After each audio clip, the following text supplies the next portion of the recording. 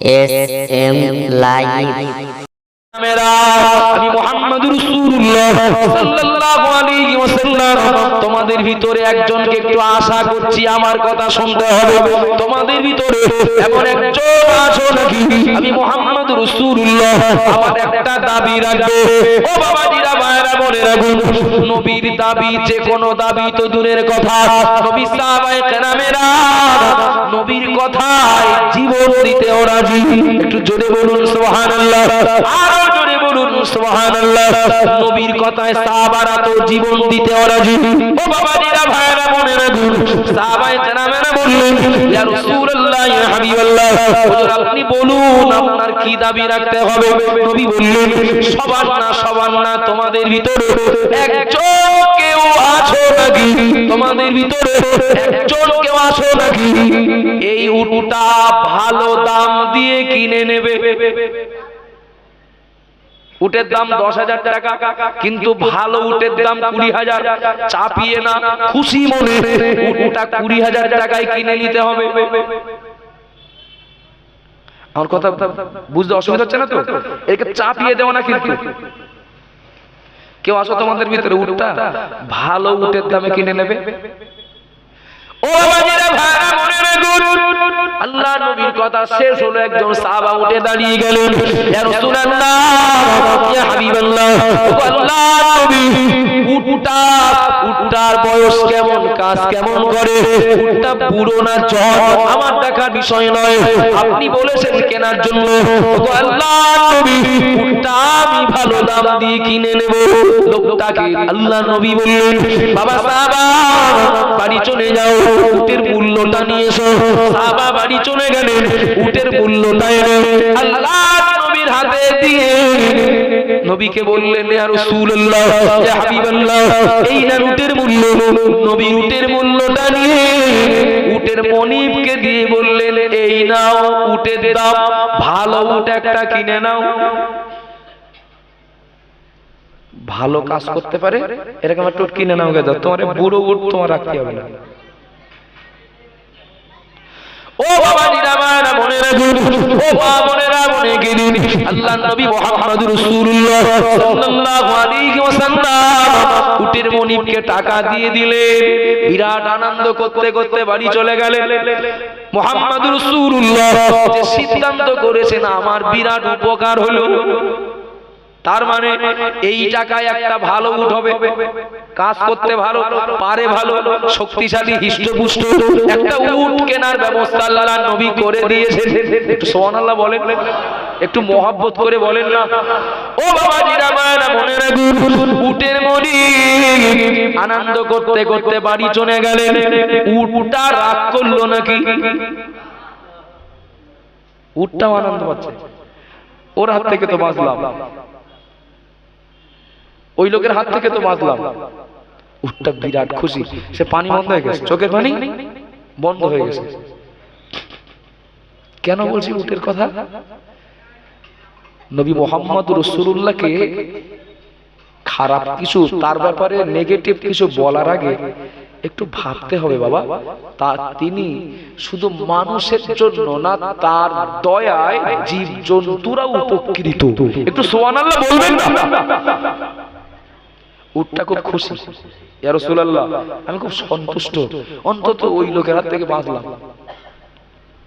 সাহাবা যে সাহাবা উট কোরাই করলেন, ওই সাহাবা আবার দাঁড়িয়ে নবীকে বললেন ইয়া রাসূলুল্লাহ ইয়া হাবিবাল্লাহ, ও আল্লাহর নবী আপনার কথায় উট কোরাই করেছি, তবে আমি খুশি মনে বলছি উট আমি বাড়ি নিয়ে যাব না, উট আমি আপনাকে হাদিয়া দিয়ে দিলাম।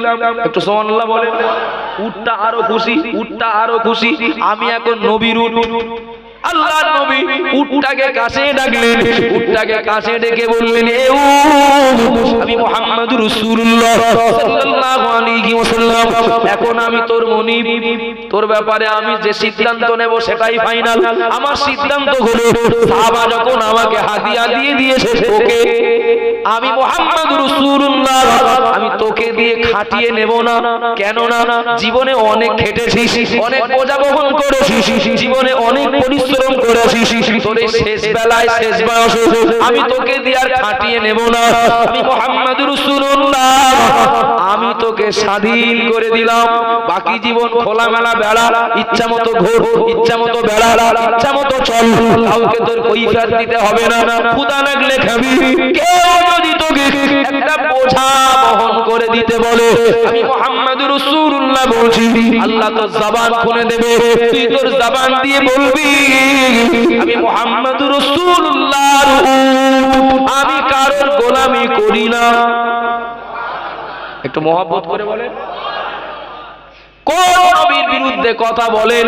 ও বাবাজিরা মায়েরা মনে রাখুন, নবী মহিলাটাকে বাড়ি পাঠিয়ে দিলেন, মিয়াদ শেষ, অর্থাৎ ভূমিষ্ঠ হয়ে গেছে, বাচ্চাটা কোলে করে নিয়ে নবীর কাছে এসে বলছেন, ইয়া রাসূলুল্লাহ, এই দেখুন বাচ্চা প্রসব করেছি, আপনি আমাকে এবার হত্যা করে দিন, আপনি আমার বিচার করুন। আল্লাহর নবী ওই ব্যভিচারিণী ও মহিলাকে বললেন, ওগো মহিলা, মুহাম্মদুর রাসূলুল্লাহ এমন বিচার করেন না, এমন সিদ্ধান্ত নেন না, যে বিচারের, যে সিদ্ধান্তে যে অপরাধী না সে কষ্ট পাবে। শুনছেন না? মনোযোগ দিচ্ছেন?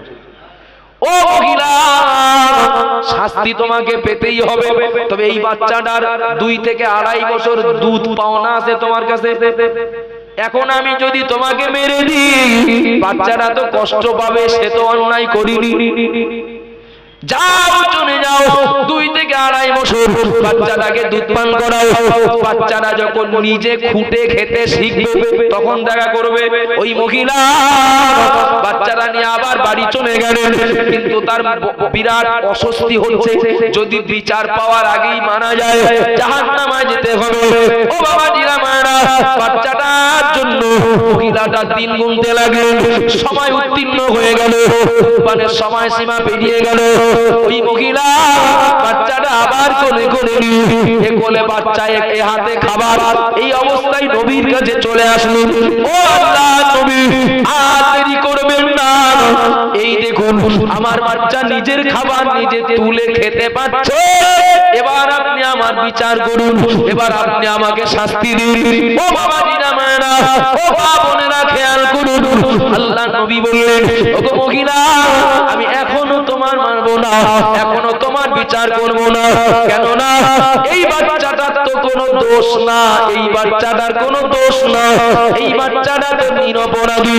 এই বাচ্চাটাকে একটা জায়গা ঠিক না করে দিয়ে তোমাকে যদি হত্যা করে দিই, বাচ্চাটা তো রাস্তায় রাস্তায় ঘুরবে, নিরপরাধে, বিনা অপরাধে। এই বাচ্চাটা কেন অসহায় হতে যাবে? ওগো মহিলা, আমি তোমাকে তত সময় মারবো না যত সময় এই বাচ্চাটার দায়িত্ব কেউ না নেবে। আশ্চর্য ব্যাপার, এই নবীকে নিয়ে যারা মন্তব্য করে, সমালোচনা করে, আমি আকার, হুসিকার, দীর্ঘিকার দিয়ে গাল দেব না, আমি একটাই কথা বলবো, নারকেল না চিনে নারকেলের স্বাদ নিতে গেলে যা হয় তাই হচ্ছে। কি ভুল বলছি? ও বাবাজিরা মায়েরা মনে রাখুন, এটা বাজার বলে বলছি, তবে কেউ যেন ভুল বুঝবেন না, কেউ যেন ভুল বুঝবেন না। আপনি কোন নবীকে নিয়ে সমালোচনা করেন? আল্লাহর নবী বলেছেন, আল্লাহর নবী মদিনার বাজারে চলে গেলেন, দণ্ডিরাট যেমন একটা বাজার, মদিনার বাজারে গিয়ে মুহাম্মদ রাসূলুল্লাহ ঘুরছিলেন, এমন সময় দেখলেন একটা লোক এক বস্তা জব নিয়ে দাঁড়িয়ে, লোকটা বিক্রি করার জন্য এক বস্তা জব নিয়ে দাঁড়িয়ে, গম নিয়ে দাঁড়িয়ে। ও বাবাজিরা মায়েরা, আকাশ একটু মেঘাচ্ছন্ন ছিল, ছিটে ফোঁটা বৃষ্টিও হয়। আল্লাহর নবী ওই লোকটার সঙ্গে দাঁড়িয়ে কথা বলাকালীন, চলাকালীন বস্তার ভিতরে হাত ঢুকিয়ে দিলেন, হাত দিয়ে দেখতে পেলেন উপরের মাল শুকনো, তলার মাল ভিজে। উপরের মাল শুকনো, তলার মাল কথা বলে না, ভিজে তো, ভিজে মাল একই। ও মদিনাবাসী, উপরে শুকনো, তলায় ভিজে, ব্যাপারটা কি? বলেন হুজুর কিছু মনে করেন না, আপনার সাথে তো মিথ্যে কথা বলা যাবে না। বৃষ্টি এসেছিল হঠাৎ, তো এমন বৃষ্টি হয়েছে, বৃষ্টিটা তলা পর্যন্ত পৌঁছায়, ওই মাঝপথ পর্যন্ত গিয়েছে। এখন এই অবস্থায় যদি আমি এই মালগুলো বিক্রি করি, বিক্রি হবে, তবে দাম কম দেবে।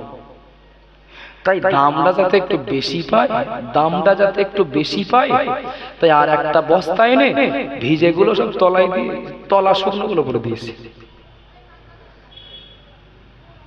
এটা করেছে কেন? এইটা করেছেন কেন? দামটা যেন বেশি পায়।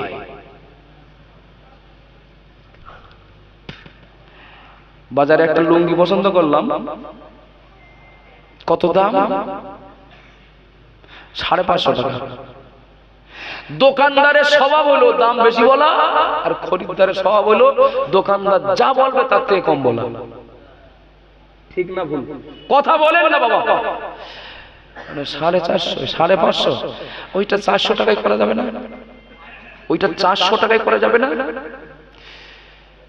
400 টাকা, 530 টাকা আমার কেনা দাম, আনা খরচ, লেবার খরচ, গাড়ি খরচ, এটা সেটা, ওতে আর 10 টাকা এমনি চেপে যায়। তা যদি 5টা টাকা লাভ না, একটা কাজ করো, ওই 545 টাকা দাও। আমি বললাম ঠিক আছে, তাহলে আসি, আর দুটো দোকান ঘুরে দেখি।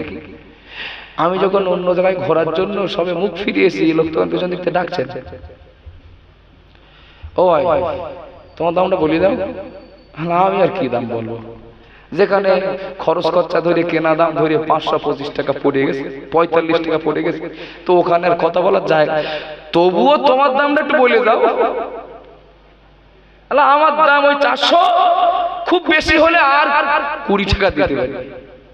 আচ্ছা একটা কাজ করো, বাদ দাও সব, তুমি 450 দাও। কি আপনারা কি অন্য গ্রহে আছেন নাকি? এর সিমটি কাটলাম তাই বললেন না তো, 450 টাকা দাও। কেনা দাম কত বলেছিল লোকটা? 440, আর দেবে বলছে কত? সত্যি কথা বলেছে না মিথ্যে কথা বলেছে?